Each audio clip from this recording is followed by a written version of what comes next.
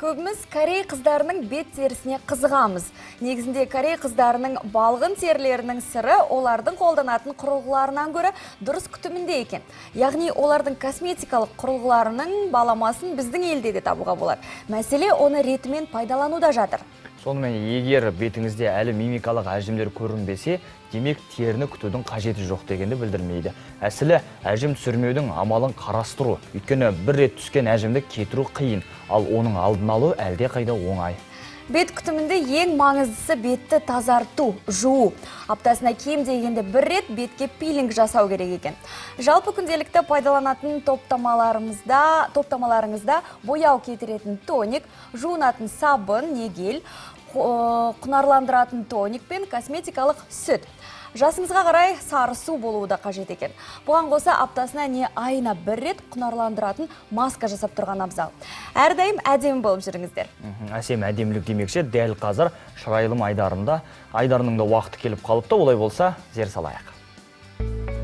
Контурлы пластика қазіргі кезде өте көп қолданылатын медициналық әрі косметологиялық процедуралардың бірі. Яғни оны жастың өзгеруіне және гравитациялық ауытқуларға байланысты қолданатын дәрілік препарат деуге болады. Ол тек бет терісіне ғана емес, мұрын мен ерінге де жасалады.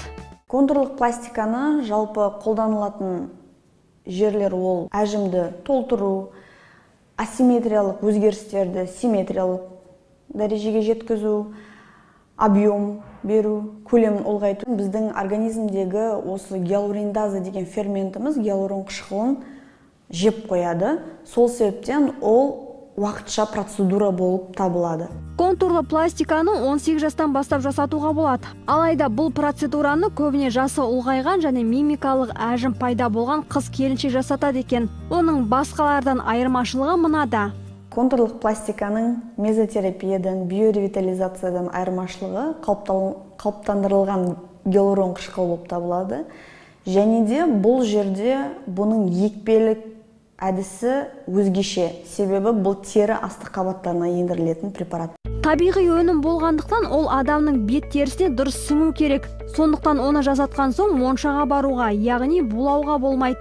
Алкогольдік ішімдіктерді де ішпеген жөн. Ескеретін тағы бір нәрсе, аяғы ауыр және бала емізетін әйелдерге контурлы пластика жасалмайды. Шырайыңыз арта түссін. Маржан Нүсіпбек, Дастан Әлішев, арнайы Қайырлы таң үшін.